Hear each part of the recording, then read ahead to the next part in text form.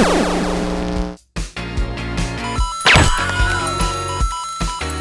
you only knew the power of the dark side. 2, 1, 0.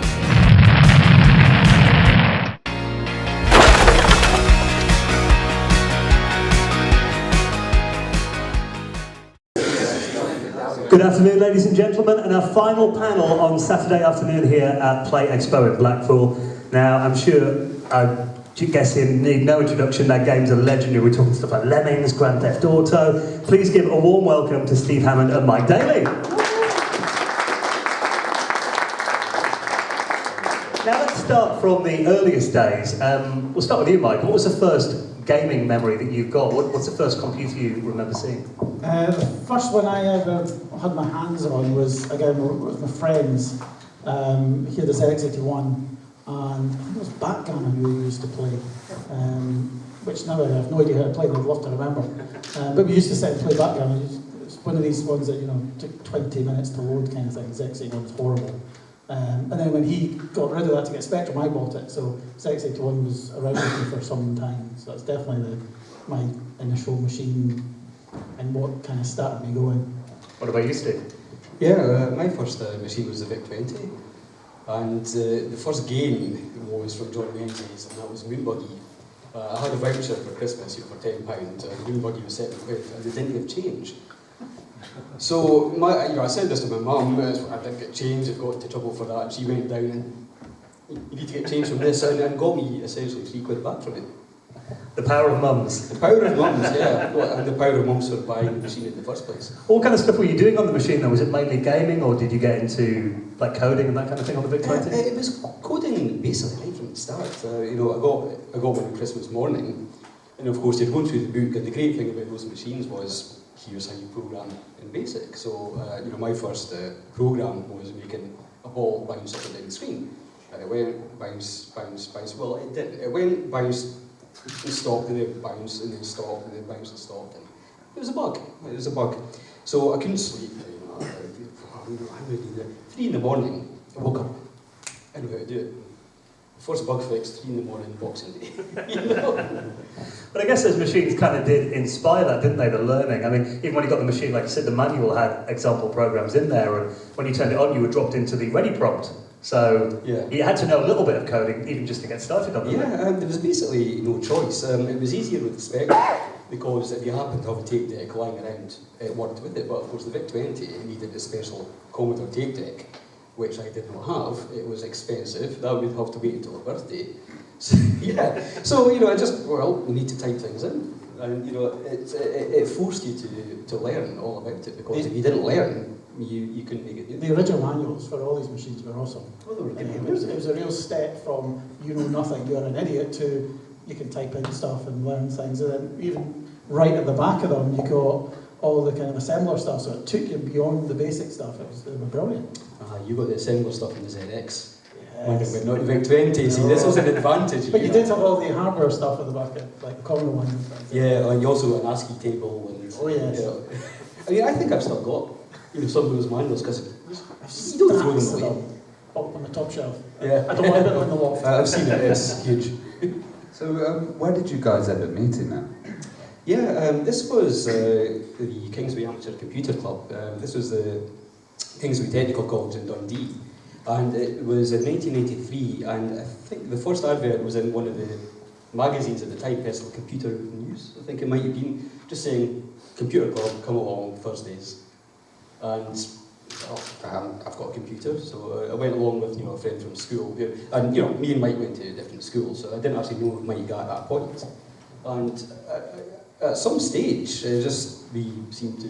Well, I mean, you were there a lot sooner than I was. I think you'd been going for about a year before I So came you along. been about 84? Yeah, and again, somebody from school went, there's a club here you should go to, take your computer along. And it wasn't just a case of take your computer along, you had to take your computer, power supply, TV with you as well, which I was lucky to have a portable TV, because back in the early 80s, kids didn't have TVs in the bedroom. I had a black and white one, which was great. So I carried it along in a huge bag to this club.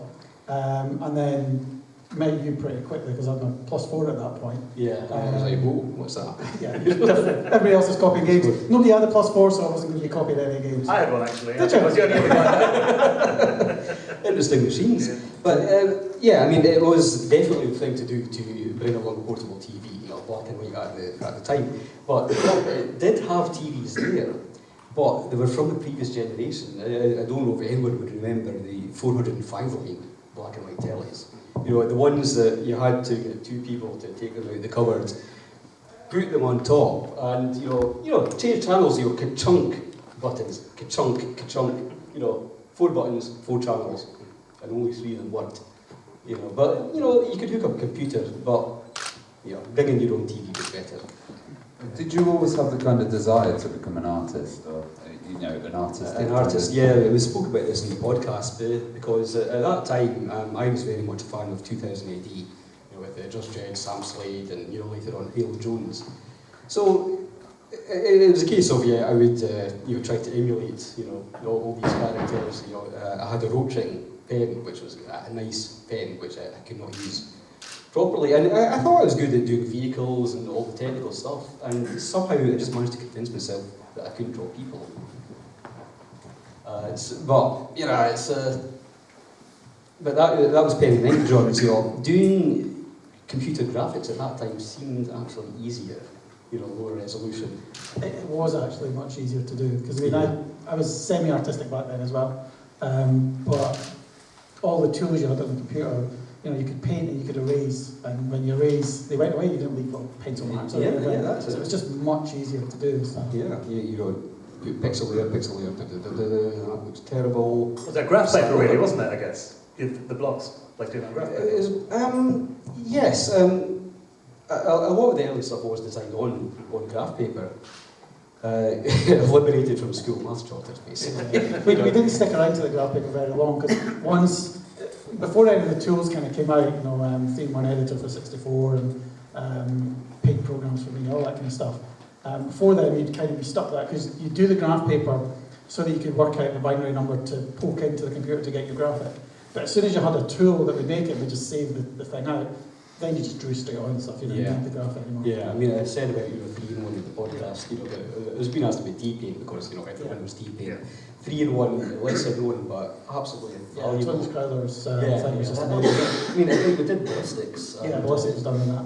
We did Shadow the Beast. Yes. As well. I should say, not Shadow the Beast, the Amiga game, but this was the Commodore 64 conversion.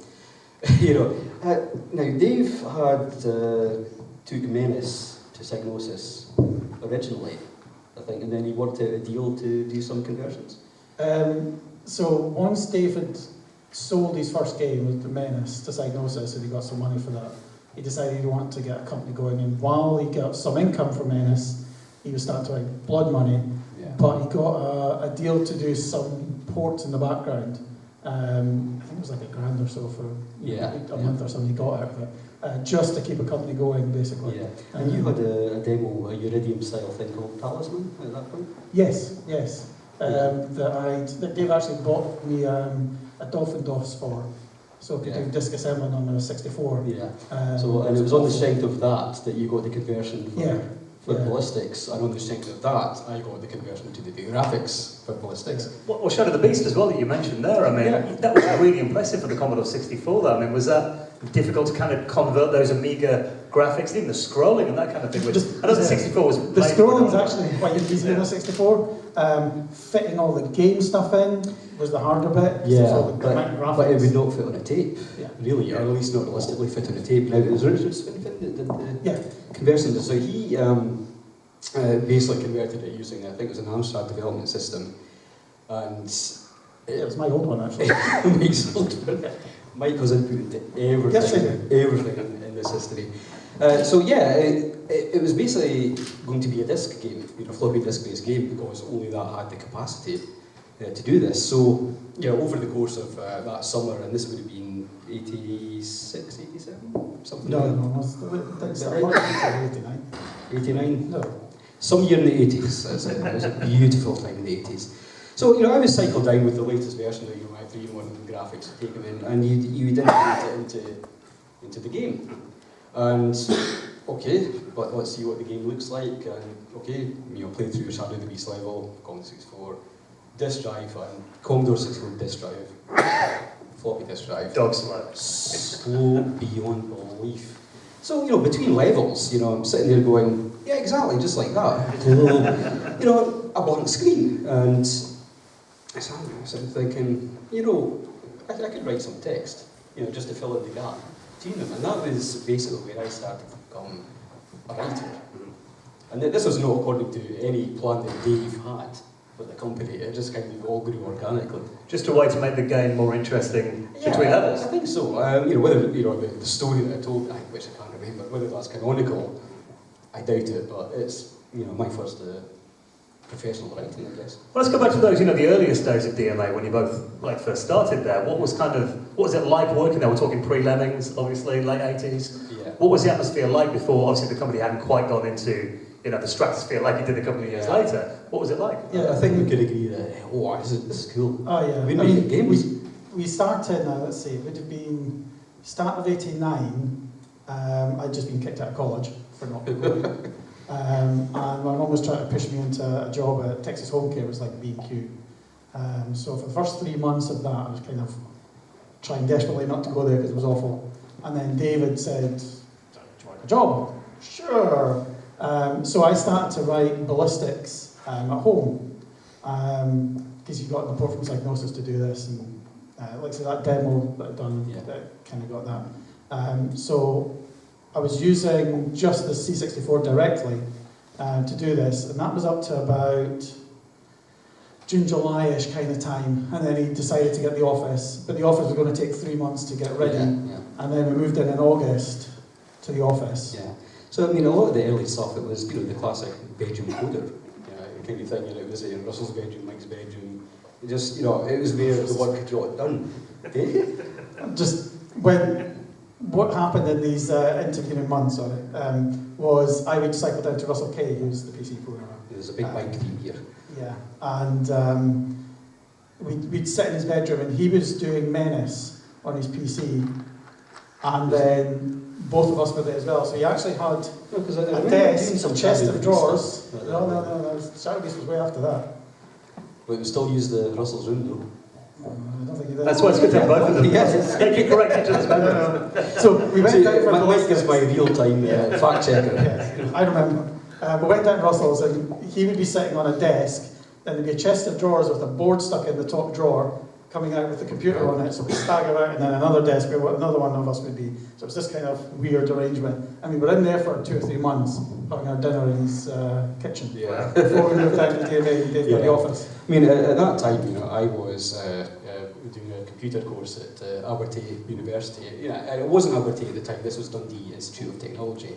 Not quite the same cashy, but the same place. So it was in my spare time that I would do the graphics for this, and of course, every Wednesday afternoon was technically, study time for this course. Every Wednesday afternoon became let's go along to the office time as well. So, but we have some footage of DMA from that era. Do we have some? I think it's a bit later. Is it a bit later? That's Discovery House. Okay. Yeah. First, we'll get on to Lemmings though. Lemmings. And how did Lemmings start? Where did the idea come from? And it was Mike being bored, I think.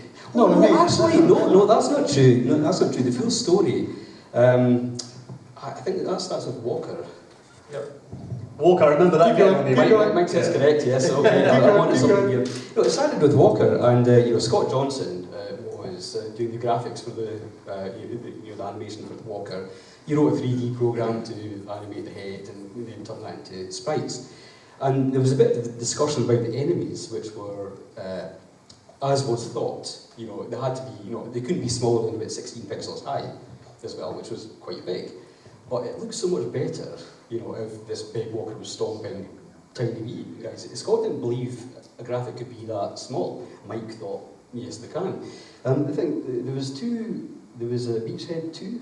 So there's one of them. Beachhead 2 is Oids. Yeah, Oids was like 4 or 5 pixels over time. You couldn't animate it very well. But Beachhead 2 had an animation guy throwing things. It was just beautifully done. It was bigger. Yeah, I remember you showed me that. Beautifully done. And this was on the Commodore 64 on Actually, it's quite unusual. It's the monochrome mode, you know, the high res. As far as I remember, it wasn't the. No, it wasn't multicolour because he had hats and colours and stuff. Yeah, so but no, it might show you stuff. that, and you know, this Beautifully done. animation. You know, this 64 was renowned for doing these. I mean, you remember leaderboard and stuff. Animation on that was just stunning because you just could pack so much into it. It was brilliant. So of course, the point needed to be proved one way or another, and Mike got out D-Paint, you know, that main. I'm always right. Mike's always right. But has anyone seen that animation, the original Lemmings animation? So we need to. What was it about then, Mike? What did you show on screen? So let me just have a remember. So the idea was the robot's going to get killed. So I just drew a little frame of a guy walking just in place, and then D-Paint's really cool. You could kind of pick up an animation and then just kind of paint it across. And as you move across, it advances the frame. So as you paint the guy along like this, it would leave this trail of walking people. So I did that and had a big trail of them walking, and then drew a kind of ground for them to walk on. So it was just kind of a ragged ground, because that's just the way I'd drawn it. And then I had this gun at the end, just shooting them and blowing them up, basically. For no reason at all. For no reason at all. Apart from, you know, malevolence and Yeah, basically. violence. Well, that's what games are. And then there was a couple of other bits I'd put in to kill them off, burn them and stuff, which came from Oids again, because Oids had got shot and burned kind of thing. Yeah. So it was just showing various deaths. So did you show that to Russell and Dave before Gary did the additions? Or? Yeah. So once I'd shown that to prove my point and that I'm always right, they all kind of came through, saw it, were laughing at it. Russell was laughing at me, going, "No, there's a game in that." And did Biscuit actually fall off his chair? Was legend? That was much later. He didn't see it until it was actually a game, because it was the Yeah. explosion that made him fall off his chair. But he did fall off his He chair. did fall off his chair. Right, that's going into. Was that nuking the Lemmings? Yes. See, that even to this day, if you've got a full screen of Lemmings and you double-click that nuke icon, and then the countdown 5 seconds, and then they all pop across it, that's satisfying to this Well, day. that's the Defender explosion Yeah. that Dave stole, basically. He liked the Defender kind of explosion, so he wanted that. Were you kind of blown away by the success of Lemmings? Yeah, to be honest, I mean, I can't speak for Mike, but I just felt normal. You know, it's you know, me and my friends doing stuff that we love, and you know, Dave comes here, successful. I think that when we got a few 100% ones, that was kind of special. Yeah, But we kind of, I don't know, it sounds pompously annoying, but we were always kind of wanting to do the best game and get good reviews and all that kind of stuff. So getting a good review was what we'd expect to do, because we wouldn't try out anything that we consider crap. So we'd have nice reviews of things and go, "Oh, people are enjoying it, that's great," and we started getting lots of press getting interested in us, and okay, you want pictures taken, blah blah. But then there was these few 100% things that was just, that was special. Yeah, I mean, you know, the quality control part of it, you know, you might say that we throw stuff out the window to the standard. The follow, or not a follow-up, but a game that came after, or would have come after Blood Money, was Gore, which was, you know, a barbarian, so you know, fighting fantasy kind of game with these massive animated characters, you know, chopping each other up. And I think it basically ran out of memory, you know, for the Amiga, you know, so Dave, it's not working, so it got canned. It was basically, Is it that bad? it was at the time of the 512 Amiga, and 1 minute expansions weren't prevalent at that point. Yeah. So it was temporarily shelved. Temporarily was our shelved. favourite quote. which was becomes temporarily permanent, shelved. yeah. And the same thing kind of happened with Walker, because I believe Dave did a version of Walker which had a 3D parallax scroll, and you know, it was jumping down holes, and he decided that the gameplay just was not there. So it got, well, temporarily It shelved. went through lots of iterations. Walker. Yeah, He did yeah. one, and then he got Ian Dunlop and Neil Lancey Yeah. in to do it, and they did another one with a kind of perspective ground that again Yeah. got totally changed and thrown away, and then it became the one that Actually, it's something that we need to ask about Walker, because it came with 2 sections. Just speak among yourselves. Sorry, I was going to say about Walker for me, I mean, the thing I always remember was that really unique control mechanism. You had to use That's the mouse. definitely Dave's And, thing. Dave yeah, loves a joystick. unique catch and control systems. He really wanted that. So there was the Walker overground bit with stomping the wee guys, but it was dead to shrink to about 8 pixels as well. Then there was an underground section as well, because I am sure there was a 3rd section, you know, a space-based fight that never actually made it in. I can't remember that. I'm sorry, Dan, isn't it? Well, in which case it's completely true.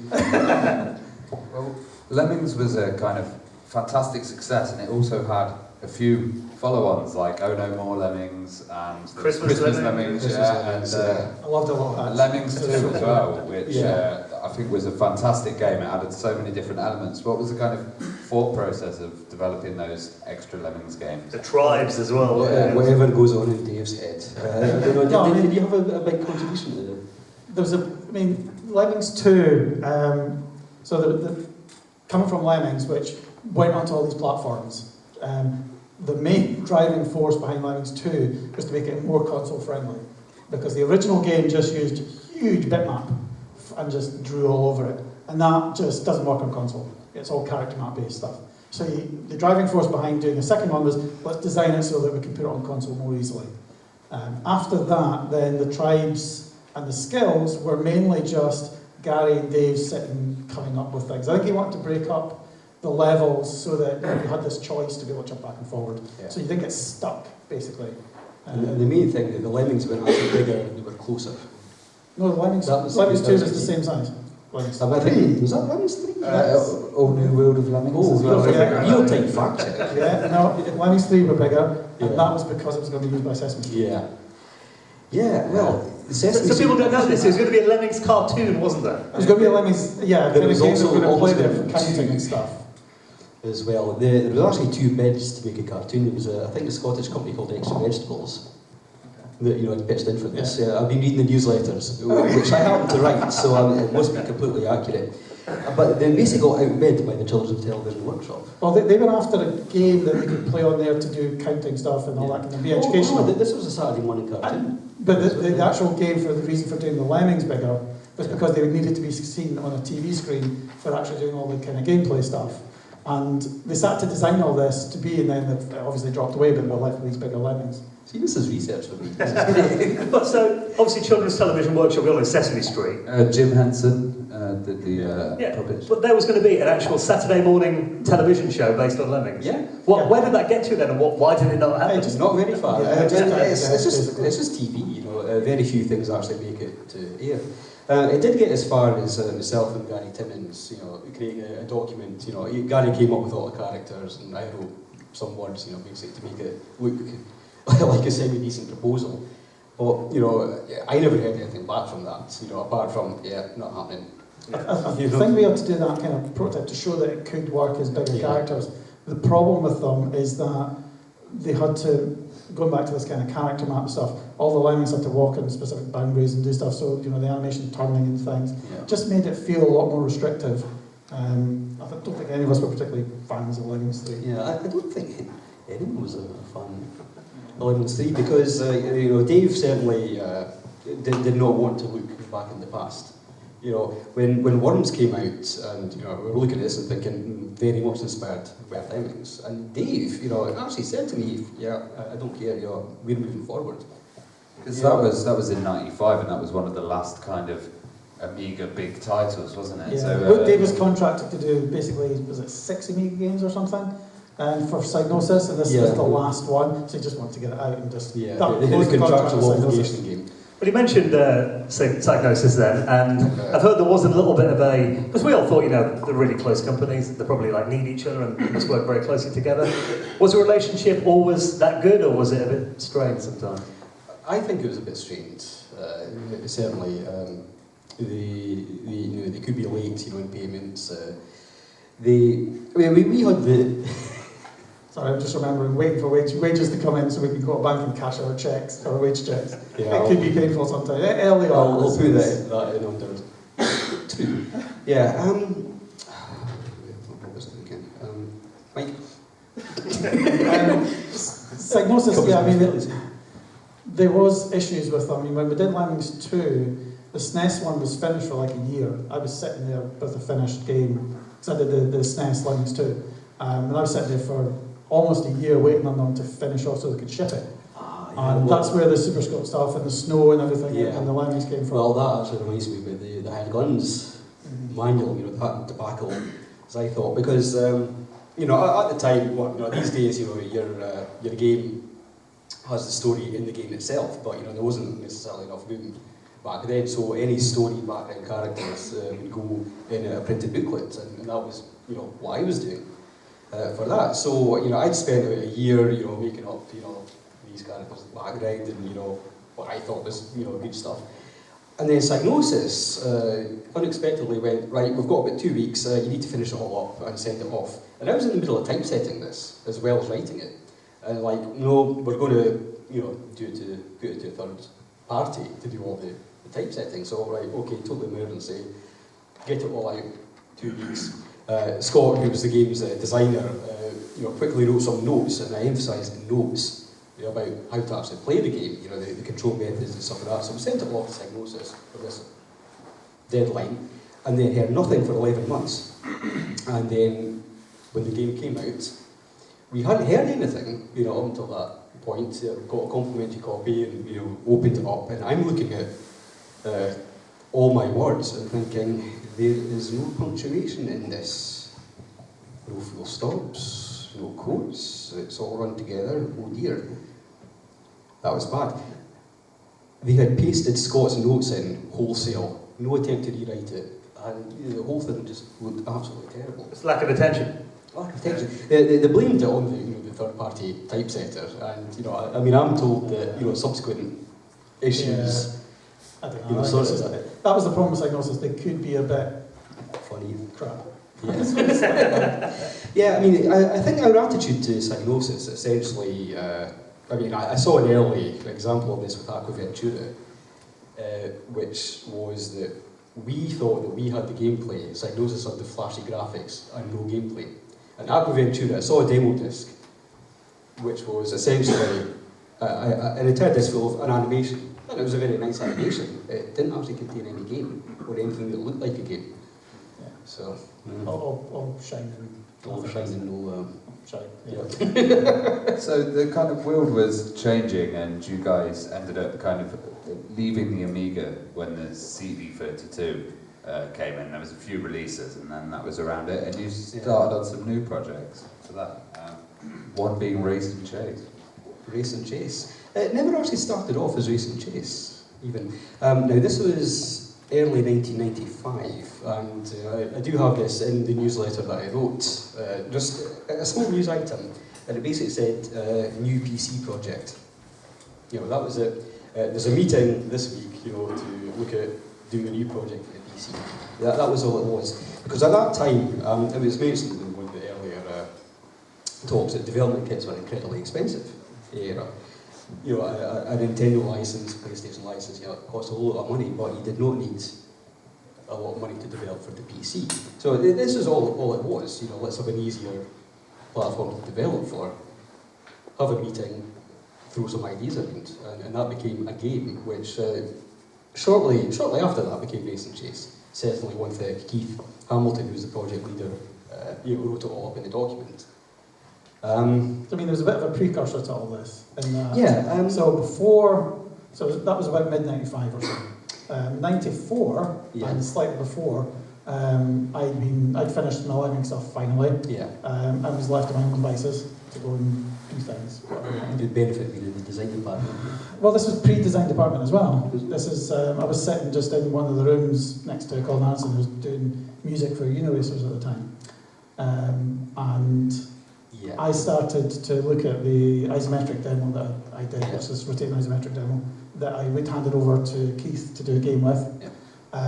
And they started to design a kind of clan game, not a clan game. What was GTA 2? Clan's not the word I'm looking for. Attack. No, that was it was much a- Territorial. Yeah, kind of like that, with gangs, that's the word I'm looking for. They started to design a gang game based on this rotating stuff. And they were having a bit of problems with the performance of it because they were trying to do it in high res and struggling. And it was all in C as well. So while they were doing that, I started on the second GT engine, which was this top-down perspective thing, Yeah. and showed that. Now, interestingly enough, the gang stuff that they did there kind of morphed into GTA 2. Really, it was kind of more or less the same. Yeah. But the top-down engine that I'd done, which started mid-94, Yeah. was then handed over, and they started to basically take this Lego Vision, as it was affectionately called, because it was just made out of blocks. It was Lego Vision. It was Lego Because Vision. I've seen it written as Lego Scope. No, Lego Vision. Lego Vision. Yeah. I'll strike that from the record. You can do that. So they got this engine and they started to design basically this living city, which is what fascinated Dave, and why he was interested in this top-down view. We were always criticised that GTA wasn't 3D, because everything was going 3D at that point. The problem was, you look at any game of that era that was going 3D, and you'd see 100 feet in front of you and then fog, which you can't really get a 3D living city at that point. You do a top-down view, you've got a very confined space, and you can make it come alive and things moving. Yeah. And that's what he was interested in. This Yeah. kind of sandbox kind of world where you could just have things going to feel like it was full of stuff. Was it always going to be a racing game? Because I think... That's how we tried to pitch it. Yeah, because there was definitely some other games which never, projects which, didn't go very far, that were in the air at the time. There was a 4x4, if you remember that. That was short-lived, that was only 6 months. 4x4, yeah. That was our telethon game. No, that was Super Off-Road Hot Turbo Buggy okay. Simulator. Right, okay. We did a game in 24 hours. And Yeah. How long? 24 hours. It was very long. It was, and for some It was reason... really cool. For some reason I wrote the music, and for some reason it couldn't fit in the memory. I'm sure that was true. So there was, I have no reason there was for that. plenty of versions of GTA. Plenty of versions, yeah. So yeah, and that was a top-down racing game. Well, I as mean, well. John White, when I'd done this top-down thing, it wasn't actually top-down at the time. It was side-on based on Clockwork Knight, because it was this For side-on the platform. Sega Saturn, Yeah. wasn't it? And I'd seen that on the Saturn, and I thought, that's really cool. I wonder if I could do that on a PC. So I started doing these kind of side-on blocks. I thought, that's really cool. Showed John White, he was on Body Harvest, Yeah. and he went, they were trying to get a racing game past Dave for ages. Yeah. Dave just didn't care, wasn't interested. So I thought, well, if I just put a wall in the distance and painted some roads on it, it's suddenly top down, it's not side on. So when I did that, and Dave asked, well, I want to see some hills and car on it, so I painted the car on the road and did some really bad hills. All of a sudden, it's kind of like a city. And so the kind of racing part of it disappeared really quickly, but that was the initial thing is, what do a racing game? No, Yeah. it's a city. Okay, it's a city, Dave. And then that was handed over to Keith, they threw the old one away, and they started the GTA stuff. Yeah. So it's like, it's very much a contrast between Lemmings, which I guess you could say are a single moment of creation, but GTA seemed to come from a lot of different areas and kind of... It seemed really complete as well, because like Lemmings had a really good soundtrack and it was really playable, Yeah. and the graphics were great, and it was the same with GTA. The soundtrack was Soundtrack was wonderful, outstanding. yeah. It was 6 musicians that Colin had in his department that did it, and they did all the music. And it's annoyed me to this day they haven't released it, because it was phenomenal. Yeah, that on vinyl would be. Yeah. Phenomenally good. But where did the idea of running pedestrians over come from? Everyone wants to do that. Yeah, basically. It's the same with stealing other cars. I mean, that was just, you'd be driving along and go, oh, I want that car. So Yeah. you just, I want to get out and get that car. Yeah, that's what games are basically all about. You go around, you shoot things, you steal things. Yeah. The only one that's actually got a story with all that, other than wouldn't it be cool if, was the Granga one, which was the Harry Krishners. So Colin Anderson and I were down town one lunchtime, and there was just some Harry Krishners walking through Dundee, which they've never done before and never done since, and they were doing their little music. So Colin and I just walked behind them as he recorded them, and then put it in the game, and they were, oh, we could just run them over, wouldn't that be great? Yeah. Granga. Yeah. It did become quite a subversive game. Okay, that's not exactly a revelation, I guess, but yeah, I remember having a lot of meetings with Brian Waglow. Yeah. He kind of took over writing. Just as I was about to leave DMA, but we would have these meetings to sort of throw out ideas and I don't know if you remember in arcade games at the time you'd have the FBI warning. Winners don't use drugs. Yeah. Sort of thing. So we thought this is hilarious. I mean, what are the FBI going to do here as well? So I suggested, what if, and this was, Pulp Fiction was still quite new at the time, what if there's a suitcase, that it just goes through all this story in GTA, and then when you get to the end of the game, you open it and it explodes and you get killed. winners don't, crime doesn't pay. The moral lesson at the end. I'm more or less yes, and I do remember saying, yeah, we'll be subverting our own subversion. So I think, yeah, even then we knew it was going to be subversive. And all the kind of press controversy and stuff, that was awesome. That was kind of a pre-planned It thing, was right? so Did you funny. love that though? Did you love It was so funny. It was just stupid. It was the bit that we always got was the bit when it went into the House of Lords to debate. And you just think, what the hell? They don't have a clue what they're talking about. They're saying, oh, this murder simulator, they've run over. It's like a mush of pixels. It wasn't even Tom and Jerry level stuff. And they're talking about this like this murder simulator. It was hysterically funny. But GTA just happened to be a convenient target because a year earlier, in 1996, it was Carmageddon. Yeah, and that was the one that had the tabloids who were totally up. But that was, that's more understandable because it was like, first bit, you got a face smashed against it. Yeah. So it's like, okay, I can semi-understand that, but Lemmings, and not Lemmings, GTA is this little blodge on the screen. It's stupid. Yeah, Also, GTA was a cartoon. Also, that got a full ban. Yes. You know, you guys are on consoles, so. Yeah, but GTA did get criticism for not being the traditional first-person grey and brown and green, dark, mush It sort did of thing. actually start out like that, remember? It started out like that. It did ship with that as well. There was a 256 colour mode, which nobody played because it was... Yeah, but I remember Stuart Graham, was making a push for having brighter No. graphics. No. Is that you, Mike? Did you make a push for I'll tell a that? story about that one now. So, Okay. because I did the graphics engine for it, we basically had this very simple library that I handed to the team. And I was on the news groups on the internet back in 94, 95. So that was the only communication. I didn't have anything else. So on the news groups, I happened to comment on the auto graphics one. Wouldn't it be great if you could do a low-res, high-colour one? Because then you're not pushing a lot of pixels. Because up until that point, the only thing you got was like 640, 480 colour, and that's a lot of big pixels to push. The sci-tech guys who do the UniVB driver happened to be on there as well. Yeah. And he'd come on and went, we're about to do a new driver that gives you low-res, high-colour modes. What, you really? So he sent me this little test one. And I did some kind of tests to see just how fast you could push, pixels onto a 320-200 high colour screen. So I was doing a byte for 256 colour mode, a word which is 16 bits for 16-bit mode, and 32 bits for high colour. And they were all the same speed because the way the PC architecture is basically it wants to write 4 bytes at a time if they're all aligned. So I was like, this is great. We could actually do exactly the same thing. Exactly the same speed across all the different versions. So the non-technical version, you can make it more colourful. Yeah, exactly the same. However, the upshot of that is that all the graphics had to be redone because we didn't have 256 colour versions. So Dave kind of took the decision that, we're going to do this. We're going to have a high colour one. We'll redo all the graphics. That added a year to the project because they had to redo everything. And I think even at that point, which is another interesting side bit, the Unreal guy, Tim Sweeney, they were over to speak to us because we were looking to do Unreal on the N64. We were going to do a port for them. And we showed them these high colour things. They're like, oh, that's really interesting. Which is why Unreal ended up with 32-bit and 16-bit graphics as well, because he pinched it from us. Well, one thing I always kind of wondered was, it was based in America, and Yes, straight roads.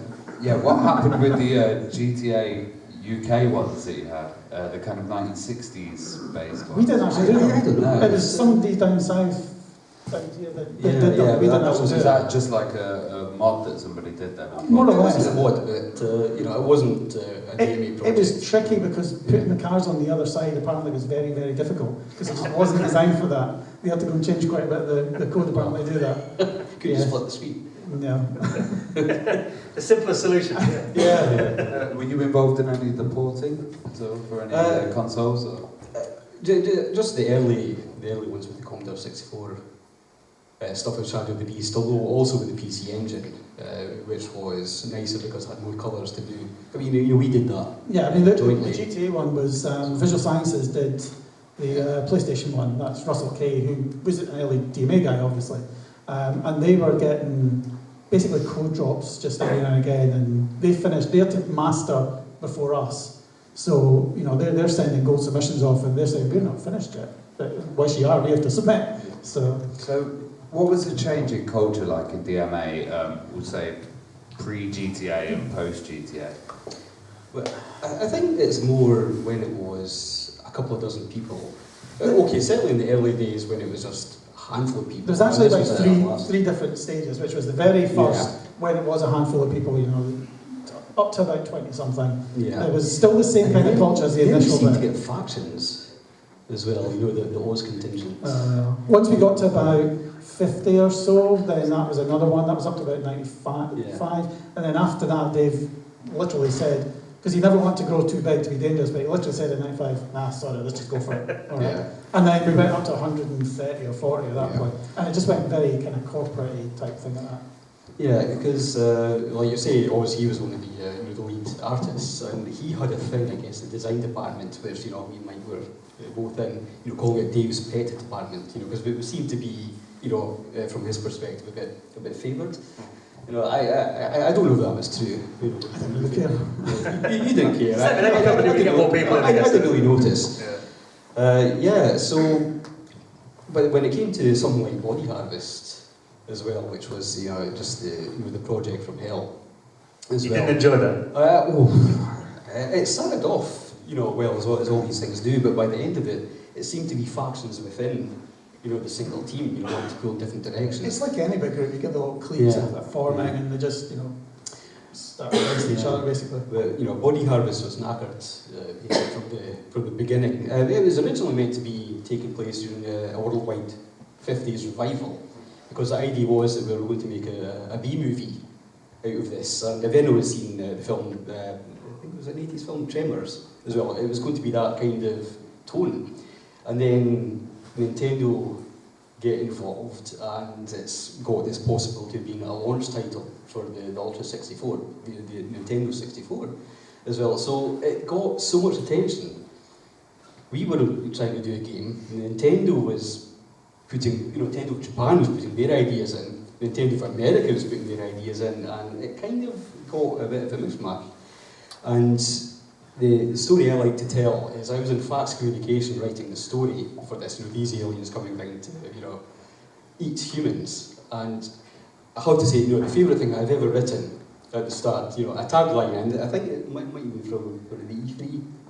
So it was one of the shows anyway that, you know, needed to, you know, put some, you know, PR stuff together. You know, they came to meet us, greet us, and eat us. And that never got used. That's a great line. So, it's my favourite. It's my favourite thing. But I'm writing this story, Fax Communication, you know, Nintendo of Japan, and this is in the same way you're saying, could you simplify the story, please? Nintendo of America saying, could you beef up the story, please? I've got a bit of a problem here. So I went through to one of our office managers and saying, well, how do you solve this situation? And he just said, suck up to the Japanese. And that was that.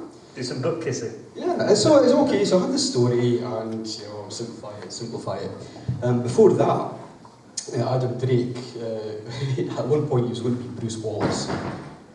That got nixed because we thought that Bruce Willis might sue us. Okay. So he was variously a World War I soldier, then he was a secret agent complete with a tuxedo. This was, you know, Nintendo's contribution, and then he became a time traveller. Okay, so by the time I'm writing the story for the show, you know, just as a bit of PR sort of thing, I'm writing, okay, so you get sent back in time, and I'm a hardcore sci-fi nerd, and I want my stories to kind of, you know, work properly. So I wrote a line, so you get sent back in time in such a way as to not cause paradoxes. Not too complex, has to go. And then Nintendo Japan says, so could you make it so that living matter can't pass through the time portal? And I'm thinking, yeah, that's Terminator, that's about the most famous science fiction thing you could possibly imagine. So I wrote back, fax back, saying, well, I'm a bit concerned about this. The exact phrase, we're aware of the Terminator rip-off situation. But they didn't care about that. They didn't care, because, and this is the thing, because they wanted it to be familiar to the players. So Nintendo, it seemed to me, were all about being familiar, you know. Comforting and familiar in a game which is about aliens eating people and harvesting them for food. There's family values in there as well. Family values in there someplace. But I want to talk to you now because on our podcast recently, you know, we share, I think, a bit of mutual love for one DMA Design game, which was High Guns. Oh, And that is, you know, hands down, that is flat out my favourite DMA game. Yeah. So tell us a story about how High Guns and how you got involved in it and what you did on that game. Well, this was a Scott Johnson project. You know, Scott who had done the graphics for Walker, and I think he did one of these graphics as well. He did all the backgrounds, because No, Gary no. couldn't draw backgrounds. Gary, but Gary was good at animating. That's all he could do, he could animate, so Scott had to do the backgrounds. Yeah. So Scott, just completely off his own back, you know, in his own time, had a project. He was wanting to write a dungeon crawler, which was, you know, not a code game exactly, but it was called a 3D game, and it was a fantasy game. And I think at one point, I don't know how it came to the attention of Dave, but however it did, you know, it became a DMA project. He just brought it in one time to show on lunchtime, this is what Yeah. you know. Oh, I remember an early prototype, you know, because a dungeon crawler going about the maze, and then it had a giant digitised Mike's head, and Russell's head. In this High Guns prototype? I've got But you remember that? I've got Biscuits and Russell, I can't ever remember mine being in it. But we did have 4, because we did, There are 4 years. when we had the 4-player game, we all played our own head, Yeah. basically, running about. So it was split screen, wasn't it? Yeah, 4. Yeah. That's So we played it. our own head, so you run about and you see yourself. So, you know, Scott, you know, carried on this for a while. And at that time, I was sitting in the back where the server was, because I didn't like noise, and the server was a white noise generator. It's kind of blocked out everything. So, you know, I was working on, I think it was Lemmings, one of them, you know, PR stuff, sort of thing. Doing typesetting, you know, that sort of thing. And at that time, I was playing a tabletop role-playing game with my friends, and not DMA related, called Cyberpunk 2020. And in Cyberpunk 2020, there's these things called screen sheets. You know, basically, you know, they're highly compressed newspapers, you know, paranoid sound bites, sort of thing. So when we did the scenario, you know, I would write that up, and you know, DMA had a laser printer, so I'll just sneak it and typeset something like that, and I pinned it to, you know, the wall of my cubicle, and you know, I was friends with Scott. You know, we would go for lunch at this place called the Shazad, you know, chicken pakora, magic stuff, and just talk about science fiction and, you know, general stuff like that. So one day he walks across and, you know, he sees, you know, this thing I've done, and, you know, whether he'd been thinking about it before, he said, well, so, Steve, do you want to write a story for High Guns? And yeah, sure, that'd be great. And I had a completely free hand in doing it. And at some point during that, it changed from being a fantasy game to being a science fiction game. I remember persuading Scott to change it. Scott remembers it differently, you know. I think in retrospect, you know, Scott, you know, was a great fan of Aliens, particularly the special edition, which had these massive gun turrets. They were in High Guns, weren't they? If you remember them, Scott, and he just so wanted to get those turrets into High Guns. So, yeah, it became a science fiction game, but of course all the graphics had been done to be fantasy. So, in the manual, I kind of retconned that. So, well, they're not monsters; they're kind of genetically engineered beasties. And you know, I just wrote a story around that. But all kinds of stuff made it into there, like, you know, Lemmings would appear and you have to shoot them. And That's not canon, definitely, no. Neither's the puppy. yeah, the little puppy, the banana was the most powerful weapon in the game, I remember. It's all a little bit random. Totally forgot about the puppet. Yeah. But also, I mean, one thing that we did discuss, and I think, you know, if this never sees the light of day, this is pretty tragic, but there was a version of this made for the Amiga CD32 that was practically finished that never saw the light of day. Yeah, it was. I mean, Scott was a great one for doing stuff at home, basically. So I'm not exactly sure how we could do that and, you know, be okay with Psygnosis, but, you know, but you went ahead with it anyway. Basically, you're changing the Amiga graphics to be to work with the AGA chipset, so 256 colours improved and more sound, all the sort of thing. I think there was even a few animations, you know, for The CDXL. a title Yeah. sequence. Yeah. I mean, the way Scott wrote his stuff, though, it was... So when Dave started writing Amiga stuff, he would take off the whole machine and throw the OS away and just do it himself. All the disk routines and everything were custom written for it. But Scott liked to kind of work with the machine itself. So he would kind of play nice with the OS, which meant going over to something like CD32 was actually fairly straightforward. Yeah. You'd obviously have to do the graphics and stuff, but the actual game just kind of worked. Yeah, He did it right. it worked on top of the operating system. Yeah. Basically. So. Well, so you've got the only ISO of that game at home, the CD image. Well, yes, I do we need to remember. convince Steve to release it. Well, I do remember that I gave you a copy. I might be on this It somewhere. might be in this someplace. So if it appears, I've got full image of if whatever. it appears on the internet, you can't prove a thing. Yeah, there you go. I think Randy's got one as well, yeah? Wasn't Nico. You also have footage of a game that was unreleased by DMA as well that we can just put on the projector. Okay, I can't remember which one that is. But, oh, is it? You'll see the name in a second. Anarchy. Anarchy. Yes. What was this game then?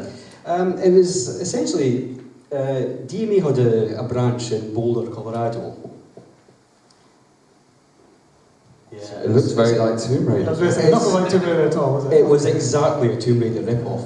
But It's funny, it comes down to these factions in DMA again. Yeah, you and this was remember one this, of the other. Well, see, because this was Boulder, I never knew anything about this yeah. at all. I was just totally. But what happened with the split with Psygnosis is that the DMA US branch basically became Devil's Slim Entertainment, independent, and they went with Psygnosis as a publisher, whereas we were still Gremlin at that time. Yeah, they went. Yeah, that's right. Yeah. So what happened is, there's all these projects ongoing, halfway. Ones that were just concepts like this one. So there was a split made between the ones that DMA UK would keep and the ones that DMA US would get. Anarchy was going to be one of the DMA US ones, along with another game called Broadside, which was... yeah, that was the only one you ever really heard of. Because they actually started, well, they did that. There was a go-karts game. Oh, I remember Was it that. as Yeah, well? I remember that as well, yeah. As well. But, this is where Hired Guns' story for me gets a bit strange, because one of the plans was to remake Hired Guns using the Unreal Engine, because with the merger with... them. That became possible, but of course, Hired Guns was a Psygnosis property. It went to the States, so I ended up with this choice where I could either, I could go with it, be freelance, because just the way it was pitched to me, rightly or wrongly, this is my project. Looking back and thinking that was quite naive, but I created the design document and more story and all this sort of thing. So I would lose that if I stayed at DMA, but then I did get the sweetener that I could have worked on Realms of the Haunting 2, and I chose to go freelance. And work on Hired Guns. And work on Hired Guns. On the new version. On the new version of Hired Guns. I mean, come on, at that point I had planned like about 5 games worth of plot for everything. I was all about the story, But then, 3 months into this project, they decided that they're not using third parties anymore. It does get a bit murky, I think. I was talking to a guy, like their staff writer was a guy called Tim Holman, and he was basically my contact. And I got this cryptic email 3 weeks earlier that said, "We've had a workers' revolution."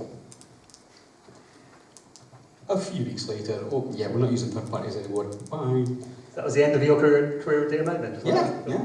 But then I went into Aerospace and started making components for rockets, so that's Bit of a change. bit of a change. Well, now you're going to be writing a book about your time at DMA. Tell us about the book. Well, I had actually had the idea for that, as long ago as 1996, when it kind of sunk in at DMA. Yeah, you might remember this. I have a habit of not finishing things. Do it one day, I'll do it one day. I'll do it one day. It just kind of sunk in there. Well, DMA, all this stuff is this is kind of interesting. And Stuart Graham, who was the team leader for the design department, said, yeah, that's the sort of thing I'd like to read. So I wrote down notes. The main benefit of it was, and this is all during 1986, I started writing down a lot more of the day-to-day goings on. Who was turning up, at BMG or guys from Nintendo, and all this sort of thing. So I do have that material. You've got the records of it all. I've got a record of a lot. I mean, I certainly don't have a record of everything, because there would be all these managing meetings that, in my other role as writing the newsletter, they go, okay, so what happened at the meeting? Can't tell you. Well, this newsletter's going to be a bit thin this week. that kind of thing. So when you plan to bring this book out then? Is it going to be a Kickstarter or is it distant future or soon? Or? I would say it would be a few years. I've spent about maybe a year writing in all my recollections, the way I remember it. I'm biting my tongue. Your tongue, yeah. Your time fact checker. Yeah. As well, so all my recollections, from the Kingsway Computer Club at the beginning up until when I left in 1987. So I mean, I obviously have to talk to other people, to take it beyond that. So I've finished that part of it. Unfortunately, when I left DMA, I had 2 bankers boxes full of newsletters, the parody newsletters, which I also wrote. So I'm balanced. Documents, faxes, and things like this. And better yet, as a leaving, not as a leaving present, but I was allowed to keep my Mac Centris 650 Right. as well. Policy said, okay, you can have that, but IT's got to wipe it clean. So, yeah, I took it along, and the software got wiped, that's it, but as a favour side, we'll keep all the data files. So I've now got a complete, disk image of, that's where the anarchy graphics came from. So I've got a lot of resources, and Mike said he'd help.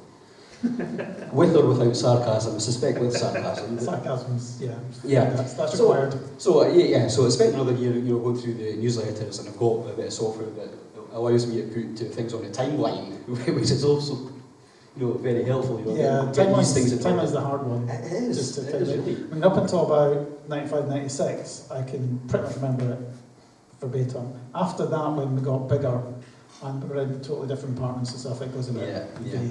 That's it. Because by that point we had 2 buildings, the Discovery House, which was a lot of office units, and then the open plan office just across the car park, which is where the GTA team lived. Yeah. And I have to say, once a week or once a month, depending on the era, I would go around all the teams saying, have you got any news? And everybody was clapped up. Nobody wanted to see anything. Well, we look forward to it, and obviously when you do get a release date for the book or a Kickstarter, we'll be mentioning it on our podcast, absolutely. Yeah. So it's been amazing getting your stories, guys, behind games like Lemmings and Grand Theft Auto. Incredible. Please give a round of applause for our panelists.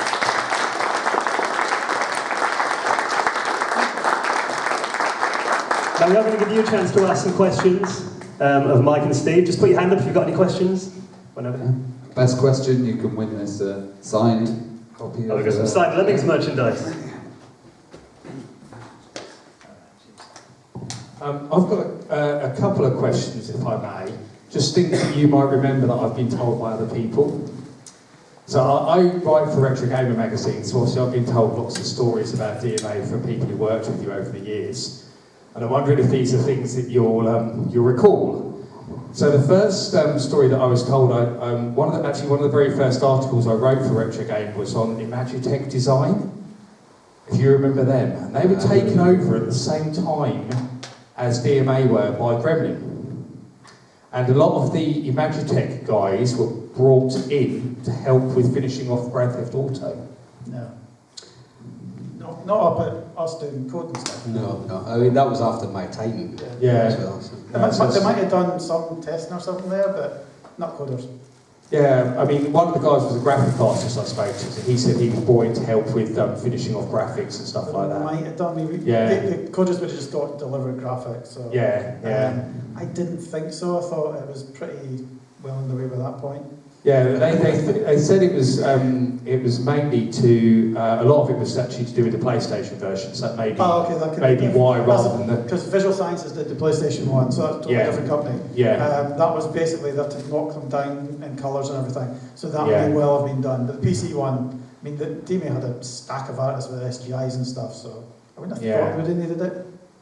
Yeah, because they were saying that basically Gremlin came in, took them over, took you guys over at the same time, pretty much within months of each other. And they were saying that they were made lots of promises by Gremlin, which quickly didn't happen. And they were quite upset about it. And that's another thing that obviously I was wondering if you remembered all the promises that were made by Gremlin, which were very short-lived, because then Gremlin ended up getting taken over, obviously, by Infogrames. I mean, I remember we didn't really have lots of promises. We obviously got slightly more integrated, and we started doing a 3D engine together and stuff, and we were going to share code and things. That kind of fell by the wayside.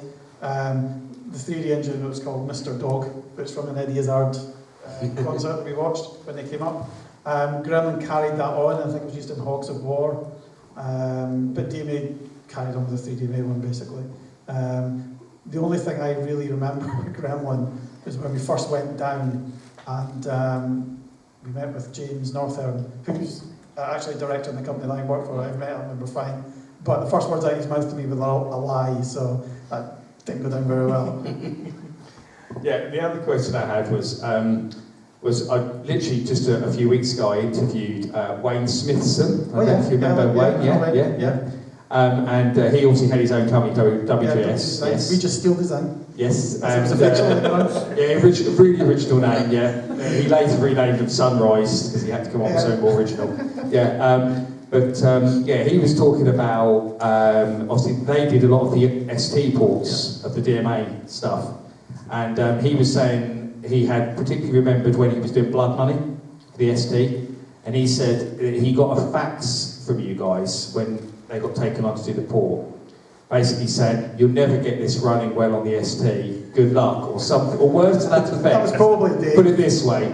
And he said that he took that as a challenge. He said that he believes that the ST version... Biscuit. No, I don't think so. Probably Dave. Yeah, Biscuit got in trouble with the manuscript. Dave and Wayne were big pals because he came to his wedding as well. Oh yeah. I'm pretty sure it was Wayne we had fax wars with. Yes, he told me about the fax wars. We used to fax everything we could get hands on, Kit Kat wrappers and everything. He said that that ended when they went home one night and they put an endless stream of stuff to go to the fax machine and then went home. So when you guys came in the morning, you basically been destroyed by fax, and he said that he believes that he won. I think he probably did. So, that's true then. That's good to know. But yeah, he was saying that he believes that the only reason Blood Money on the ST was as good as it was because of that fact. Didn't get the reverse control. You're never going to do it. Yeah, you missed that. 64 one had that. Just saying. I think we're time for one more question before we have to be out of this room. You can win because he works for Retro Game. Oh, right. That worked out well. Obviously, you've worked with some incredible people over the years. If you were to put together a small team and work on a brand new project right now, who would you pick from over the years that you've worked with, and what do you think that project might be? Text Adventure. No. Yeah. Text Adventures, they're coming back. Who would you be keen to work with again? It's interesting. Yeah. Who would you never work with? We need some kind of decent writer. But don't know I can recommend someone. I don't know what kind of game we'd do. I've got a whole load of ideas that I'd want to do anyway, but folk that I've always worked with, I mean, Steve obviously worked before, Russell Kay, who's Visual Sciences and Damon before I work with just now. We've worked together for like 30 years, similar kind of thing. Anybody that's kind of an old tech is, you could give them anything to do. A lot of the new folk coming out of university and stuff, they're pretty much one-horse wonders. So you want a real old school coder. And there's a few of them. There was a mad guy at DMA, Vauxhall, what was his name? I got on really well with him, but he had to get sent home one time because he kept putting the radio off and the other guys used to go up and just go click, put it back on again and would sit back and watch him explode. Is he the one that went on to work in Carnegie? I think so, yeah. I know exactly what you mean, but I can't get it. But I got on really well with him and he was a real tech head, got great ideas. So there's a few of the old school guys that'd be nice to work with again. Well, please give a round of applause to Steve and Mike for some amazing stories. Thank you so much.